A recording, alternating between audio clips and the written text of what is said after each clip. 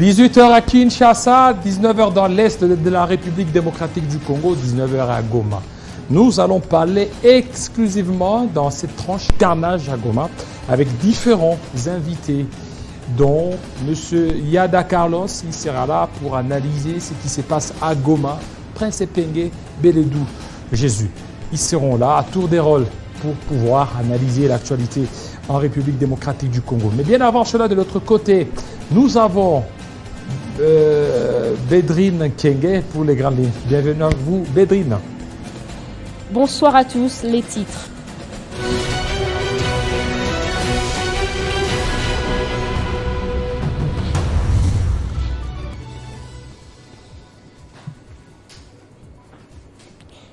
Rentrée scolaire 2023-2024, quelques écoles construites par le Bureau central de coordination ont déjà ouvert leurs portes depuis lundi 4 septembre de l'année en cours. Ces établissements, érigés dans le cadre du programme de développement local des 145 territoires, le BCECO rassure de l'aboutissement de tous les ouvrages en phase de finition dans les 48 territoires sous sa supervision. Le centre hospitalier Initiative Plus, en collaboration avec Live Hospital de la Turquie, organise une série de formations médicales et d'échanges d'expériences sur la fécondation in vitro ainsi que la médecine générative des cellules souches. Ce jeudi, la délégation de médecins turcs a démarré avec les consultations à l'extension du centre hospitalier Initiative Plus de la Gombe sur le boulevard du 30 juin. En dehors de nos frontières, le virulent opposant au président déchu Ali Bongo Raymond Ndong Sima a été nommé Premier ministre par le président de la transition du Gabon, le général Brice Nguema. Ce jeudi, 68 ans, cet économiste avait déjà travaillé avec Ali Bongo comme chef du gouvernement de 2012 à 2014, mais s'était éloigné du pouvoir qu'il accusait régulièrement de mauvaise gouvernance jusqu'à se présenter contre le président Bongo en 2016 et en 2023. Voilà tout pour les titres. À 19h, les détails avec Arlette Boutella. Place à présent à King Direct avec Jean-David Kidelo. Retrouvez toute l'actualité en continu sur www.tele50.cd. Voilà, merci. La plus grande édition, c'est pour 19h et cette fois-là, ça sera Arlette Boutella. Il sera à 20h dans l'Est de la RDC. Tout de suite, on va parler des Goma.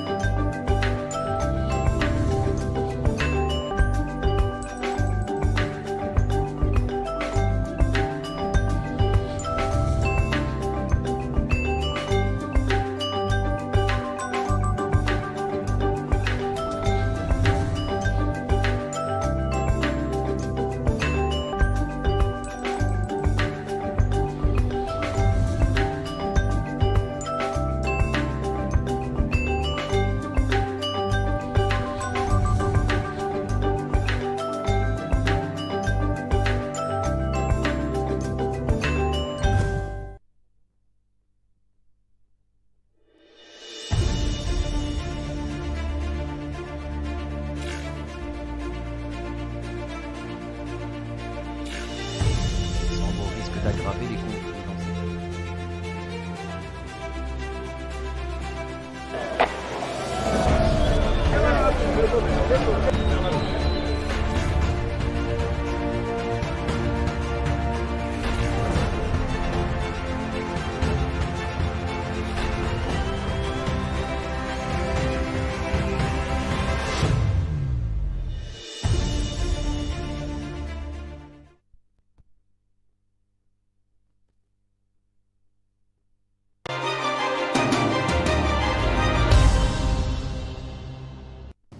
Qui a donné l'ordre de tirer sur les manifestants qui d'ailleurs sont pacifiques, reconnus par toute la population du Nord Kivu, le Wazalendo, et a occasionné plusieurs morts? Nous allons essayer d'en parler avec M. Yada. Bienvenue, M. Carlos. Merci, monsieur le journaliste. Je crois que c'est une opportunité pour moi, pour m'avoir invité. Je crois que c'est un très bon sujet qui m'excite beaucoup plus. On va vraiment bien en parler. Voilà, vous êtes accompagné de monsieur Deka. Bienvenue. Merci Jean-David. Voilà. Alors, on a suivi la communication du gouvernement, on a suivi la situation. Mais comment vous aviez ressenti lorsque vous aviez vu le massacre au niveau des Goma? Jean-David, j'étais personnellement à Goma. C'était le 30 du mois passé, le 30 août. Comme vous le savez, je suis en train de plus investir à Goma où nous avons une très grande base. Alors, c'était le jour où je devais prendre mon avion pour rentrer à Kinshasa, venir pour certaines tâches. Et voilà qu'il y avait déjà l'annonce de ce mouvement de Wazalendo. Bien sûr, vous savez que la MONUSCO n'a rien fait dans le pays. Ça, c'est un fait qui est réel. Il y a toujours le massacre, il y a tuerie.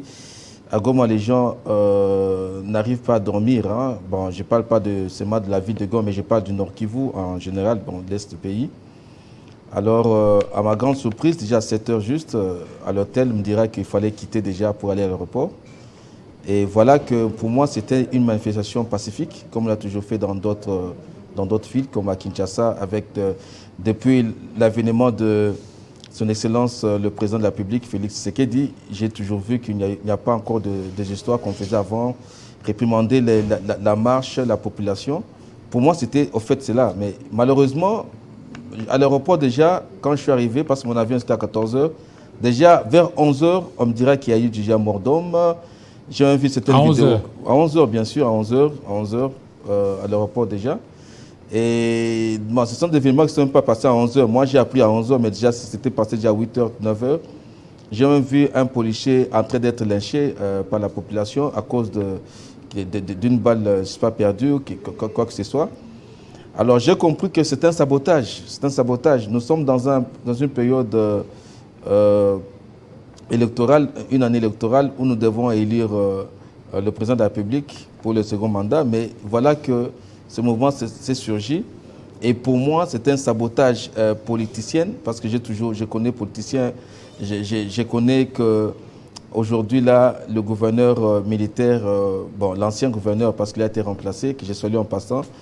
Je ne pense pas que... Il a été rappelé, peut-être qu'il pourrait rentrer à Goma. Est-ce que c'est un rappel définitif? Bon, personnellement, je connais le général Constant Ndima. C'est quelqu'un que je connais depuis très longtemps. J'étais avec lui depuis tout ce temps que je venais. Quand il était à la deuxième zone de défense comme commandant adjoint, commandant second. C'est quelqu'un de calme, quelqu'un de serein et puis très intelligent. Je connais bien sa famille. Mais je ne pense pas qu'un monsieur comme celui-là peut trahir Félix Tshisekedi. Parce que ce qui s'est passé à Goma, c'est trahir le président de la République. Parce que la marche devait être pacifique. Les gens crient haut et fort pour ce qui est réel à Goma ou bien au Nord Kivu. Il n'y a pas la paix. Il y a les tueries par-ci par-là. Les gens n'arrivent pas à nouer le debout du mois. Les gens n'arrivent pas à dormir tranquillement. Alors, si ces gens-là se lèvent, vous devez les sécuriser. Moi, c'est un sabotage et je crois que le gouvernement doit faire vraiment un effort. D'abord, j'encourage cette visite des deux vice-premiers ministres, Jean-Pierre Mbemba et le ministre Kazadi, qui sont quand même partis pour réellement voir ce qui s'est passé. Et c'est une histoire qu'on doit vraiment aller. Il faut vraiment faire vraiment une prospective d'une façon juridique, de manière que ceux-là qui ont occasionné ces choses doivent être interpellés et même arrêtés, parce que ce n'est pas normal que la population que Félix Tshisekedi est en train de protéger, la population qui ne sait même pas comment bien manger, la population qui est en difficulté, ils arrivent encore à tuer cette population. C'est vraiment très Très déplorable. Très déplorable pour voilà, votre... Monsieur Deka, est-ce que le gouvernement n'est pas sur la défensive? Il fallait que le gouvernement s'assume, parce que l'ordre des tirés, on ne sait pas, c'est revenu de quelque part. En plus, n'oubliez pas que c'est la garde républicaine qui n'obéit qu'à un seul chef. Monsieur Jean-David, je suis très mal placé pour parler du gouvernement qui donne l'ordre pour tuer la population congolaise. Vous savez que déjà la constitution de la RDC, qui est la loi mère, elle garantit le droit de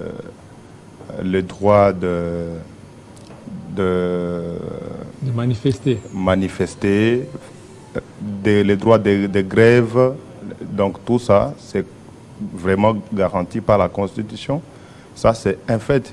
Mais il y a aussi le fait que le garant de la nation, le chef de l'État, lui qui a juré travailler pour le bien-être de cette population, ne peut pas aussi, et surtout qu'il est respectueux des textes, il respecte très bien et de manière rigoureuse la Constitution.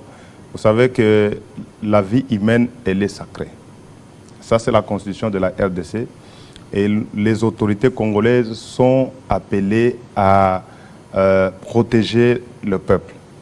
Mais je ne vois pas les mêmes autorités qui sont en train de se battre jour et nuit pour protéger ce peuple-là, donner encore l'ordre aux gardes républicains, bien sûr, afin de tuer cette même population. Alors, d'où serait venu cet ordre-là?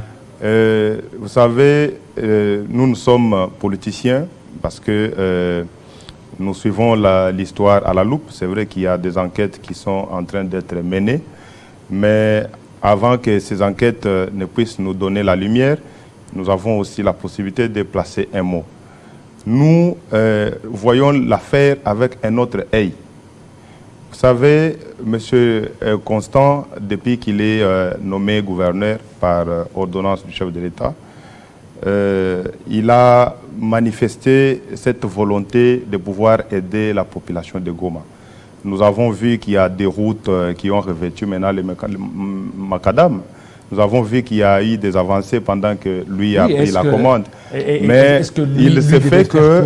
Lui, là-bas, il est allé pour la sécurisation de la population. Sécuriser la population, bien sûr, mais il s'est fait qu'il y a une main noire derrière cette affaire. Oui.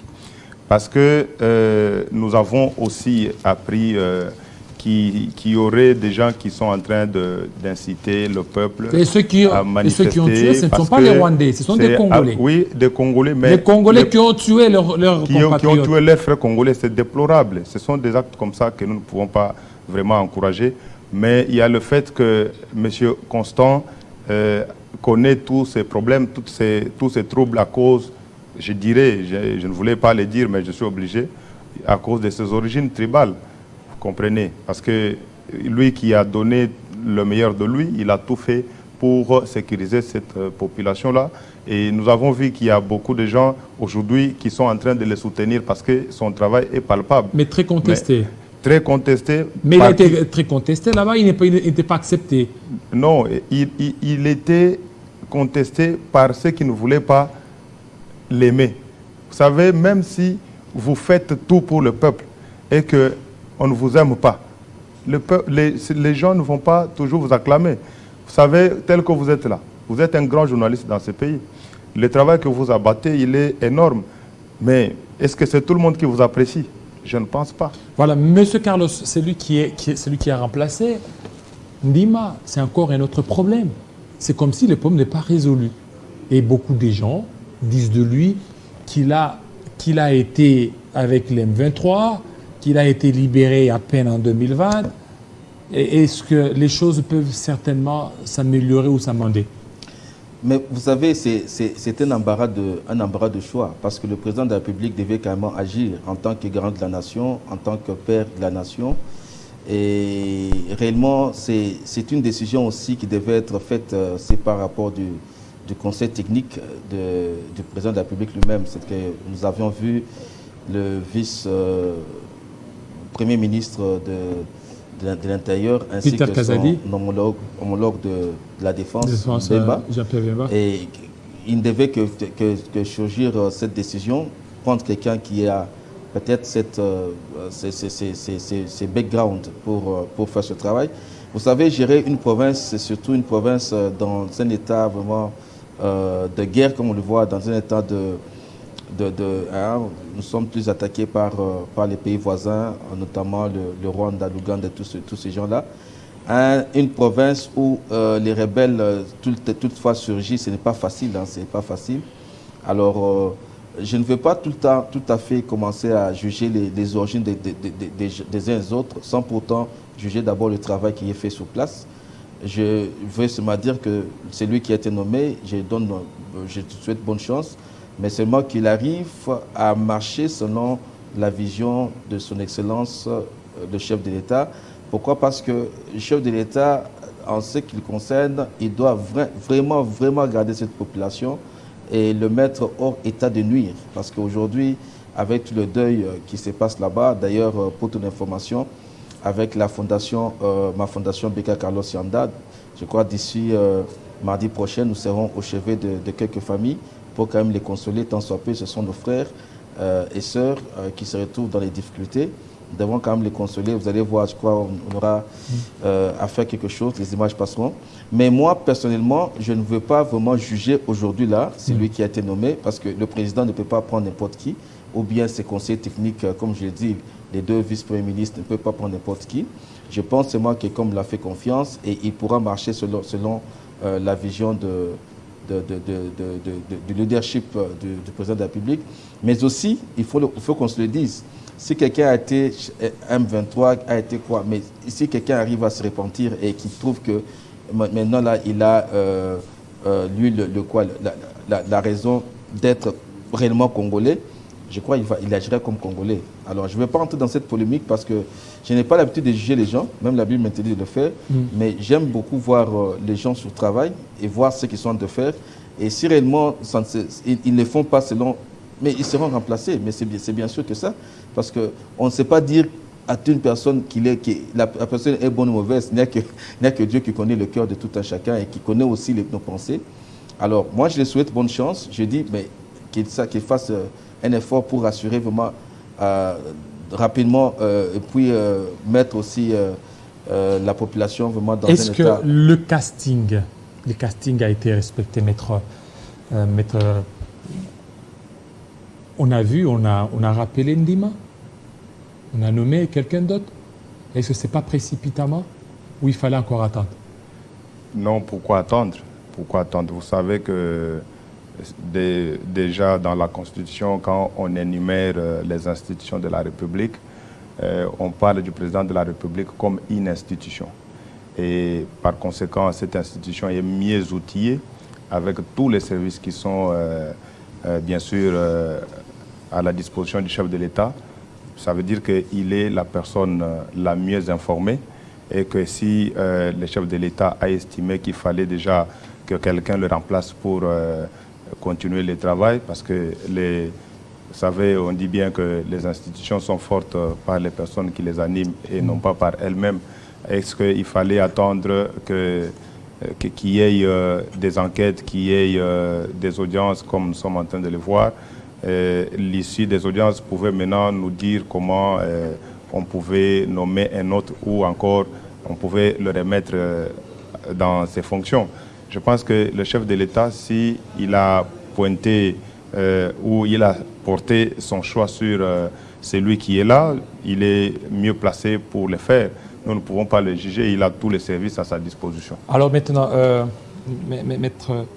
Monsieur Yada, qu'est-ce que vous comptez faire pour cette population avec votre fondation? Voilà, c'est une question vraiment très pertinente pour moi.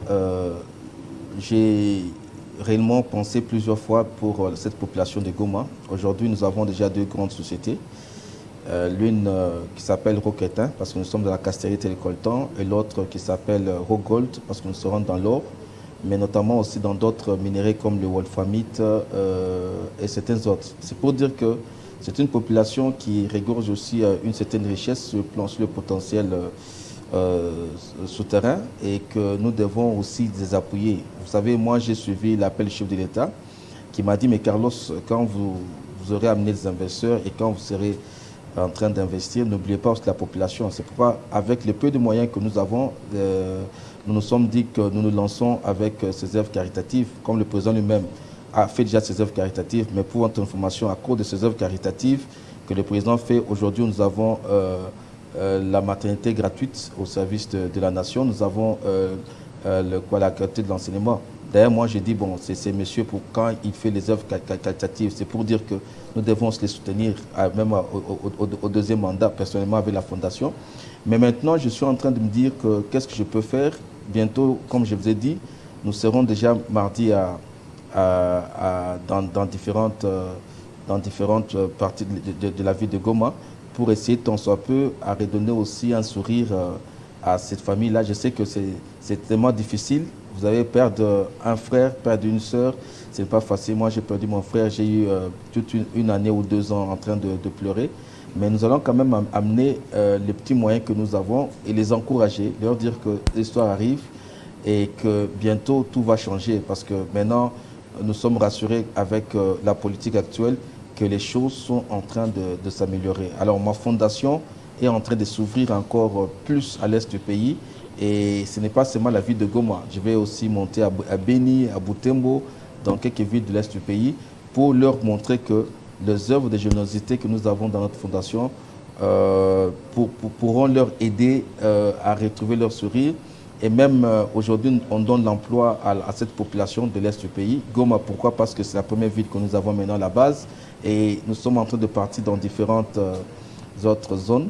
Et on va ramener quand même tant soit peu ces petits sourires-là, comme le fait déjà au Katanga avec des fourrages d'eau, tout ce que nous avons déjà prévu. Voilà, avec ma fondation, je me dis que nous devons maintenant nous battre pour que cette population reçoive un petit sourire. Merci beaucoup, monsieur Carlos Yada. Merci beaucoup au secrétaire. C'est le secrétaire DGA. Non, je suis le DGA de la société Rock Metal. Voilà, Rock Metal. Merci surtout de votre partage, surtout pour ces éclaircissements pour Goma et aussi le soutien, le sourire que vous comptez certainement apporter à cette population meurtrie. Et la population est en train de vous suivre. Et puis elle vous attend à pied ferme. Voilà, on va toujours parler des Goma tout de suite.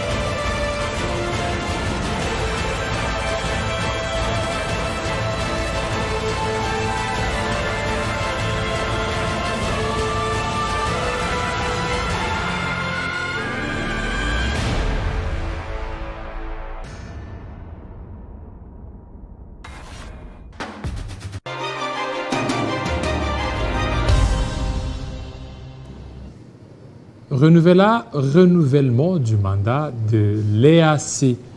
Nous allons aussi en parler. Et aussi carnage des Goma. Les sanctions doivent-elles être établies? Nous allons parler avec Prince Epenge. Bienvenue. Merci. Et bonsoir à vous. Voilà, vous êtes Bonsoir à tous les Congolais. bien portant? Oui, par la grâce de Dieu, ça va. Ça va? Oui. Mais je vous vois tout triste.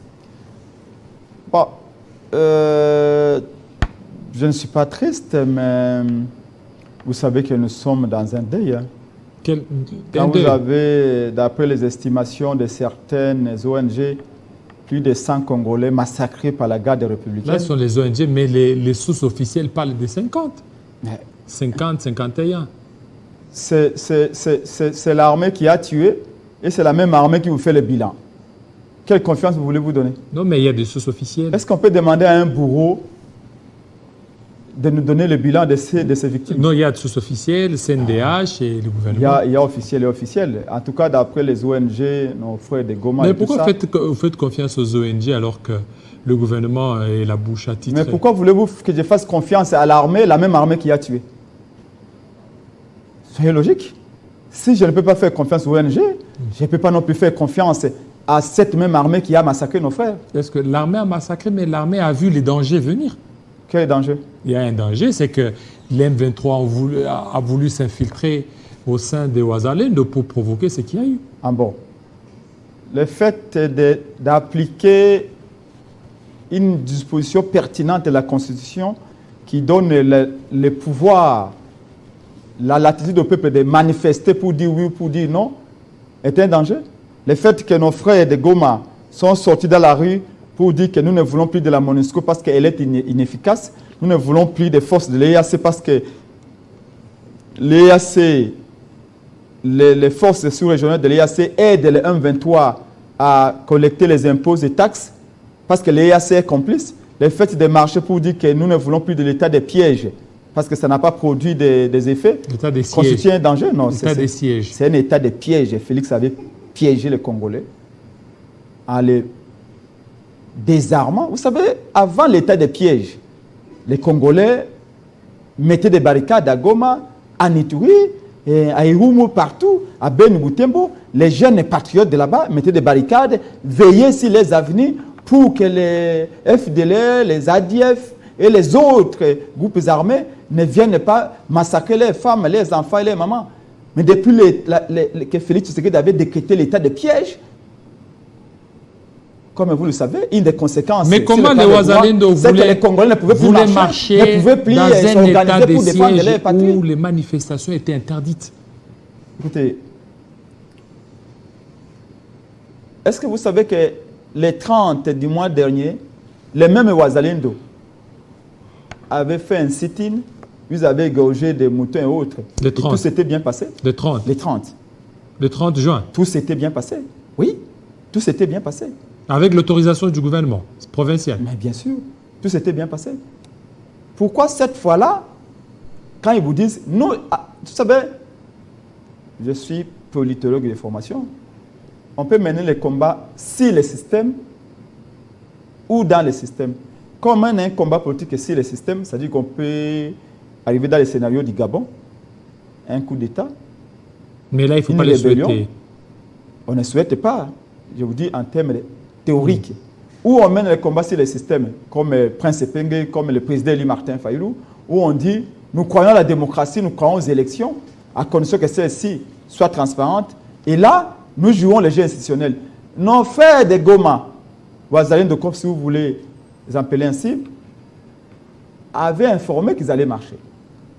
Les autorités savaient qu'ils allaient marcher. Est-ce qu'ils ont donné leur quiétude? Quand on fait un coup d'État, on ne prévient pas. Non, non, écoutez. Ali Bongo, les vainqueurs des élections, Il ne faut pas parler de coup d'État. soi-disant, Ne parle pas de coup d'État. Parlons. l'organisateur des élections, Non, quand il y a eu un coup d'État, Ali Bongo a été surpris. Mais quand les gens écrivent à l'autorité urbaine qu'ils allaient marcher, qu'ils allaient faire un sit-in, c'est-à-dire qu'ils s'inscrivent dans une voie démocratique. Si on avait envoyé la police pour les protéger, tout ceci ne serait pas... Mais il y a un policier qui a été tué, vous n'avez pas vu? Ben, écoutez, Il y a un policier qui a été apparemment, lâchement tué. vous n'avez pas suivi les communiqués de la MOCA. Vous n'avez pas lu les tweets du président de la République démocratique du Congo, véritablement élu Martin Fayulu. Vous n'avez pas suivi. Il faut aller dans le tweet de Martin Fayulu. Un tweet qui a été relayé par plus d'1 million de gens. Nous avons présenté des condoléances aux familles du policier. Nous n'encourageons pas que les gens aillent s'en prendre aux policiers, encore que ces policiers-là dorment dehors pour nous protéger. Non. Mais le problème, c'est que les policiers ont été tués à quelle heure? On a commencé à réprimer nos frères de Goma à quelle heure? 4 heures du matin. Vous avez suivi l'interview du ministre de l'Intérieur qui s'est suicidé politiquement, qui s'est livré aux médias et qui a montré ses limites devant les journalistes en justifiant la mort de ces gens-là. Au point même où on demande à Peter Kazadi pourquoi il n'y a pas de deuil national. Peter Kazadi dit que les conditions ne sont pas réunies. Pour lui, il faut qu'il y ait une catastrophe naturelle, il faut qu'il y ait un accident peut-être de la route, mais comme les gens sont tués par l'armée, il ne peut pas y avoir de deuil national. Oubliant que quand le président du Tchad, Idriss Déby, était tué, Félix Tshisekedi nous avait imposé un deuil national de 4 jours. Puis Idriss Déby, un dictateur tchadien. Mais quand il y a plus de 100 Congolais tués, Félix Tshisekedi, non seulement n'a pas décrété un deuil national, mais il a pris son avion pour aller dans une cérémonie de prestation de serment du président zimbabwéen. C'est-à-dire que, comme disait Mobutu, entre un frère et un ami, le choix est clair. Entre plus de 100 morts Congolais à Goma, selon les ONG, et une fête de prestation de serment au Zimbabwe, Félix Tshisekedi a préféré aller dans une fête qu'ils allaient dans une maison de deuil à Goma. Et les Congolais ont compris. C'est pourquoi j'ai entendu les mamans de Goma dire que nous préférons mourir que de donner notre voix à Félix Tshisekedi. Alors maintenant, que de les voter. non, ça c'est une récupération politicienne que vous voulez faire. On peut récupérer un deuil. De cet événement. Mais vous ne voyez pas qu'il y avait risque qu'il y ait infiltration rwandaise. Surtout que Goma fait frontière avec le Rwanda. Et on connaît les velléités expansionnistes rwandaises qui veulent à tout prix prendre Goma. Laisser ces mouvements politico-mystico-religieux faire ces manifestations, c'est dresser un lit pour l'adversaire. Si on parlait de l'église de Niles, tu n'allais pas dire que c'est un mouvement politico-mystico-religieux. Si on parlait de l'église de Dodon, si c'était Dodon Kamba, tu allais parler que c'est une église. Pourquoi vous les appelez une secte? Pourquoi c'est un mouvement mystico-politico-religieux? Mais c'est dans les traditions bantou. C'est une église, il faut les appeler ainsi. Mais ils ont trouvé des pratiques fétichistes là. Mobutu nous a proposé de rentrer à l'authenticité.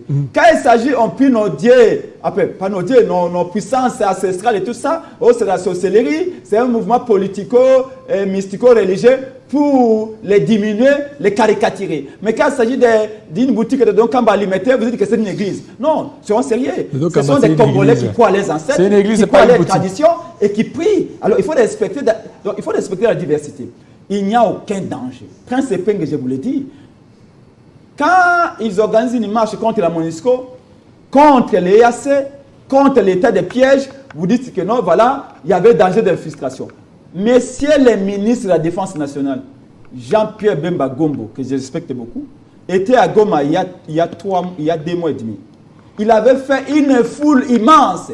Il a mobilisé tous les partis de l'Union sacrée. Il y avait près d'1 million de drapeaux. Il y avait plus de drapeaux que des gens. Vous avez compté? À l'aéroport de Goma. Vous avez compté? Pour accueillir Bemba. De l'aéroport jusqu'au centre-ville de Goma. Là, on ne pouvait pas avoir des infiltrés. Les Rwandais ne pouvaient pas en profiter. Mais c'est ça, Malukonda était à Goma. Il a mobilisé et les morts et les vivants. Tout le monde était en ville pour accueillir Sama Lukonde. Là, pas d'infiltré. Mais c'est Félix Tshilombo lui-même était à Goma. Vous avez vu qu'il a amené tout le monde à l'aéroport. On a loué tous les bus de la ville. Là, il n'y avait pas d'infiltration. Quand seulement les gens de Goma sortent pour dire nous ne voulons plus de la MONUSCO, ça fait longtemps qu'ils sont là. On nous tue, on nous viole, on pille à Ituri. Et au Nord Kivu, là, oh non, les Rwandais allaient en profiter. Quand ils sortent pour dire, nous ne voulons plus de l'état de piège, parce que pendant les 2 ans et 3 mois d'état de siège... Vous n'avez pas suivi la communication du ministre. Le ministre de l'Intérieur a dit que dès lors qu'ils ont lancé le message, les ennemis étaient à la frontière, les Rwandais. Ils voulaient attaquer. Ils cherchaient par quel moyen entrer. Et voilà pourquoi ils ont compris. Les services de sécurité étaient déjà au courant qu'il y avait un complot qui s'est tramé. Non. Vous le savez, le même ministre de l'Intérieur a reconnu que le peuple, la population de Goma, nos frères Ouazalendo, ont commencé à être tués à 4 h du matin. À 4 heures. Oui, il a reconnu. Peter Kazadi était l'invité de la radio Okapi, je crois, le mardi. C'est mardi.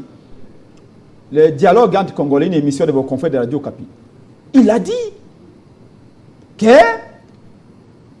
les militaires sont partis à la radio pour demander à ce qu'on ne mette plus les messages subversifs. Ce n'est pas qu'est-ce qu'ils appellent les messages subversifs plutôt, des messages dangereux.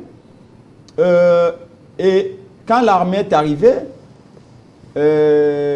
les fidèles qui étaient là ont crié, ont fait appel dans la radio, ici la radio que voilà, nous sommes attaqués, et c'est là où d'autres fidèles sont venus, et il y a eu confrontation, et c'est là où il y a eu les 6 premiers morts. C'est Peter Kazadi qui raconte. Maintenant, il a donné, je crois, 1000 versions. Et quand un ministre de l'Intérieur donne 1000 versions, ça devient dangereux. C'est-à-dire que lui-même, Peter Kazadi reconnaît celui qui était délégué au nom de Félix Tshisekedi. Vous avez vu que tellement il tâtonnait que Jean-Pierre Bemba Gombo était en train de lui souffler les mots et les adverbes qu'il faut mettre dans sa, pour rendre les cohérents. Non, mais il était fatigué, c'était à 2 heures du matin. Bref, il était fatigué, alors... Bref, les pilotes se fatiguent, mais ce n'est pas pour autant qu'ils font écraser les avions. Oh. Et donc, bref, nous sommes dans une situation où, vous savez, j'ai l'impression que la politique au Congo est une haute sorcellerie.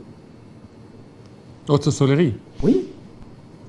La politique, c'est là que nos gens-là, nos vieux-là l'appliquent. C'est plus la gestion de la société. Résoudre les problèmes pour les Congolais. Créer des emplois. Sécuriser les Congolais. Donner du pain. Éduquer nos enfants. Développer notre pays. Transformer l'économie. Domestiquer la nature. Non. La politique au Congo est devenue une haute sorcellerie. On justifie même l'injustifiable. Ça aurait été beaucoup plus simple que M. Félix Tshilombo reconnaisse que oui, la garde républicaine qui est chargée de me sécuriser et sécuriser mes dépendants a dérapé. La garde républicaine a tué les Congolais volontairement. Je présente mes excuses aux Congolais. Je vais discipliner, je vais sanctionner, je vais transformer la garde républicaine. Est-ce qu'on aura un jour un président qui dit que oui, non, mais, là je reconnais qu'il y a eu des dérapage? Dites-moi. La justice est en train d'être faite aujourd'hui. Il y a 6 gardes républicains qui sont devant là-bas. Quand la justice est faite par les bourreaux, il y a de quoi émettre des doutes. Regardez. Le rôle de protéger l'intégrité du territoire national revient à l'armée. Celui de sécuriser les Congolais et les biens est un rôle qui est reconnu à la police nationale. Qu'est-ce que les gardes républicaines sont allés faire dans une manifestation civile pacifique? Parce que la police a été débordée. Selon Constant Dima, la police a été débordée. Vu les débordements de la police, les conséquences, ça se suit. Je ne suis pas spécialiste en la matière, mais on est intellectuel. Est-ce que Constant Dima contrôle la garde républicaine? C'est un gouverneur, militaire soit-il, mais c'est un gouverneur du Nord Kivu. Est-ce que quand les gardes républicaines dans cette ville de Kinshasa circulent partout, intimident les gens partout, j'ai vu même un tabasser quelqu'un pendant la francophonie ici, à la première ville, non, Sisendwe. Ngobila était au courant, mais c'est Ngobila est le gouverneur. Quand la garde républicaine ou les gardes républicaines sont déployés dans Kinshasa, on avertit Ngobila? Non. Normalement, dans cette affaire-là, la garde républicaine dépend directement de Félix Tshisekedi. La première personne qui doit répondre, c'est Félix Tshisekedi. Parce qu'on ne peut pas. C'est comme Kabouya. Augustin Kabouya, mon frère Augustin Kabouya que j'ai sali, avait à un moment donné, il y a un moment où Kabouya s'est promené avec la garde républicaine. On lui avait posé la question, mais Augustin Kabouya, vous êtes secrétaire général d'un fait privé, IDPS. La garde républicaine, c'est une section de l'armée qui a été dédiée au président pour sa sécurité, ce qui est normal. Félix, c'est un Congolais qui a des charges, il doit être sécurisé. Même votre président. C'est peu que j'ai serré là, non, il n'a jamais été élu. Votre président. Il n'a jamais été élu, il n'est pas mon président. Et Félix Tshisekedi est là parce qu'il a été nommé par Kabila, il faut le sécuriser. C'est bon. Mobutu avait la division spéciale présidentielle. Kabila avait aussi la même garde républicaine. Quoi d'anormal qu'on sécurise Félix Tshisekedi, c'est normal. Mais là où ça choque, c'est que Kabila se promènera avec la garde républicaine. Pourquoi? Vous savez, il avait répondu que c'est parce qu'il est de la famille présidentielle. C'est quoi cette histoire de famille présidentielle? C'est-à-dire qu'on a critiqué Kabila nuit et jour. Moi-même, j'ai honte aujourd'hui de critiquer Kabila. On a qualifié Kabila de sorcier. On l'a qualifié d'assassin. Oui, sous Kabila, il y a eu beaucoup de crimes, mais c'est la vérité. Mais moi, aujourd'hui, je refuse de critiquer Félix Tshisekedi si je ne peux pas faire mieux que lui. C'est pourquoi je me dis, mais avec les recul, quand sous Kabila, 3 personnes étaient assassinées. Amatougou était tué. Tchebe était tué. Félix Tshisekedi avait tué. Kabila est criminel. Kabila a soifé du sang. Aujourd'hui, est-ce qu'il peut en dire autant? Il peut encore en dire autant. C'est-à-dire qu'on a été sévère avec Kabila. Nous devons être sévères avec Félix Tshisekedi. Autant que je demanderai au Congolais d'être sévère avec Martin Fayulu, avec Prince Penge, quand nous serons là bientôt, peut-être dans 6 mois ou bien dans 10 années. Donc, bref, commencez à condamner d'abord l'acte. La garde républicaine, permettez-moi l'expression, n'a absolument rien à foutre. Permettez-moi l'expression. Mais il était là. Rien à foutre dans un cadre où les gens veulent manifester. Tout le monde est au courant. Parce que vous dites, oui, débordement, allait avoir lieu. Est-ce que parce qu'on allait avoir débordement, qu'il faut tirer, ce ne sont pas des chairs à canon. Là, c'était tirer pour tuer. Vous voyez, les images sont choquantes. On voit un militaire de la garde républicaine en train de traîner un corps comme si c'était un sac de riz. En train de piller aussi. Si vous me posez la question, est-ce que Félix Tshisekedi a donné l'ordre de tuer? Excusez-moi, je ne pense pas. Mais alors, si Félix Tshisekedi ne peut pas donner l'ordre qu'on tue, parce que moi non plus je ne le pense pas, je ne peux pas le concevoir parce que j'ai été avec Félix Tshisekedi. J'ai été avec lui, c'est mon grand frère. Il a été mon président au sein du rassemblement, je le reconnais. Donc, je ne peux pas dire que Félix Tshisekedi, que j'ai connu au sein du rassemblement, peut donner l'ordre pour qu'on tue. Selon certains chiffres qui sont avancés, plus de 100 Congolais. C'est l'armée congolaise qui tourne les armes contre le peuple congolais. Je ne pense pas. Mais alors, maintenant, la question, c'est de savoir, Félix Tshisekedi maîtrise-t-il l'armée? Contrôle-t-il ses propres éléments? Quand les policiers de Jama et Kabound avaient menacé les militaires de la garde républicaine ici, Poilou, tout le monde a dit au Simbi garde républicaine, au Simbi Fachi. C'est ça le slogan de l'IPS. Kabound a Simbi militaire garde républicaine à Simbi Fachi. Bon, maintenant, quand les gardes républicaines qui dépendent de Fachi tuent là-bas, qui a tué? C'est Fachi qui a tué. Comme Kabila, sous Mona Safou, on avait dit quoi? Mona Safou, c'est Kabila qui a tué. Boudou Diakongo, c'est Kabila qui a tué. Les Igniers à l'Équateur, c'est Kabila qui a tué. Aujourd'hui, c'est normal que les Congolais, on entend partout dans tous les pays congolais, Fachi Abomi, Goma. Alors, je suis attristé. Mais aujourd'hui, toujours à Goma. Au sein de la Mouka, de la coalition, la Mouka. Toujours à Goma. Toujours à Goma. Abattus. Il y a la prolongation de 3 mois des troupes de l'EAC. C'est aussi une bonne nouvelle. Non. Non, c'est une... Vous savez, j'ai l'impression que Félix Tshisekedi a des longues même, mais en réalité, Azalin Koyi. Félix Tshisekedi ne dit pas la vérité aux Congolais. Évidemment, il connaît que les Congolais oublient vite. Félix Tshisekedi et ses gens avaient dit à la présidence que les Congolais vont oublier 100 jours. Effectivement, les Congolais sont en train d'oublier les 600 millions de dollars disparus. Les Congolais sont comme ça. Les Congolais oublient que Chilin Gelou, on a sorti beaucoup d'argent. Où c'est? Parce que les Congolais aiment les fêtes. Les Congolais oublient. Vous voyez, aujourd'hui, on nous amène une histoire bidon. Oh, gratuité de la maternité. C'est bidon. Gratuité de la maternité, oui. Comment mais la maternité a toujours été gratuite. Comment elle était gratuite? Mais tout ce que vous voyez dans les hôpitaux là qu'on fait, ce sont des actes. Comme les médecins disent. Quand la maman vient, qui est d'accoucher, et touche les sangs, hein, il y a un petit frais, les seringues et tout ça. Mais en réalité, la maternité, naturellement, a toujours été gratuite. La prise en charge d'un nouveau-né jusqu'à si vous voulez que votre au femme, 28e si jour. vous voulez que votre femme aille accoucher dans un hôpital 4 étoiles, là, tu peux débourser. Déjà à l'intérieur, Kinshasa ne mesure que 9000 km². Mais à l'intérieur, aller en Bandaka, à Bouende, en Gandajika, à Miabilaba, tout ça, les femmes accouchent dans leur maison. Déjà, on a combien d'hôpitaux? En moyenne, une femme donne peut-être 6 enfants au Congo, ou 7 enfants. Combien sont dans les hôpitaux? Moi, j'ai été ici à Mamayem, moins de 26 couveuses. Moi, je crois qu'au lieu de faire une politique populiste, maternité gratuite, ça vous fait mal. Revenons. Les couveuses, les AC d'abord. À cause de on reviendra sur la gratuité de la maternité. Des prématurés chaque jour. Voilà, on va Nous revenir. sommes dans un pays où les femmes perdent de la vie en donnant la vie. Alors maintenant, nous... Comment ça empêcher que on dit que pour 100 accouchements, pour 100 000 accouchements, il y a au moins 30 femmes qui meurent. Commençons par empêcher que les femmes meurent quand ils donnent la vie. Les AC. On va amener une histoire de la maternité pour qu'on les vote. On ne la votera pas. Bon, les AC. On a les AC à projet de 3 mois. Pour les AC, comme je vous ai dit, Félix Tshisekedi souffre les chauds et les froids. Qui est allé dire au Sénégal que l'EAC nous a trahis? C'est Félix Tshisekedi.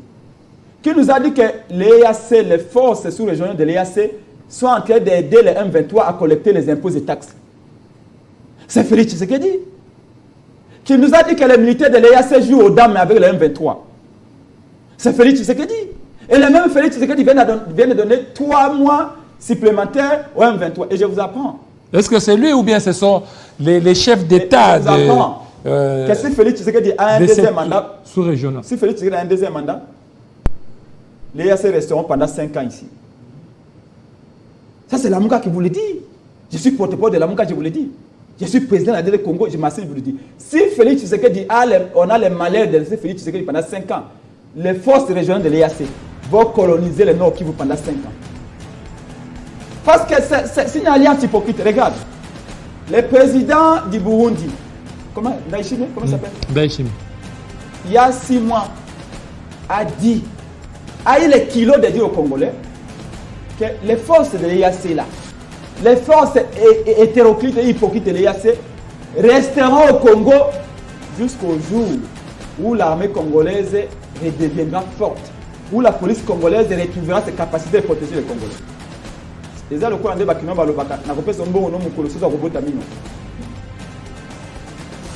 C'est-à-dire qu'en fait, Félix Tshisekedi joue aussi l'ignorance du peuple.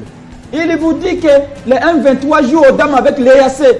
J'en ai marre, il faut vraiment qu'ils partent.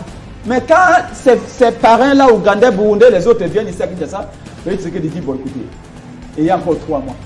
Depuis qu'il a commencé à dénoncer la complicité de l'EAC avec les M23, ça fait plus de 6 mois. Merci. Mais il continue à renouveler les mandats. C'est pas comme je vous dis que non, écoutez, ça c'est du poison.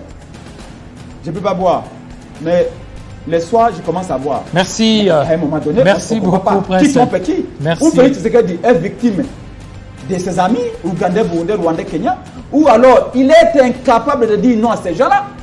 Et donc, nous, peuple congolais, nous ne pouvons plus marcher seulement contre le Rwanda.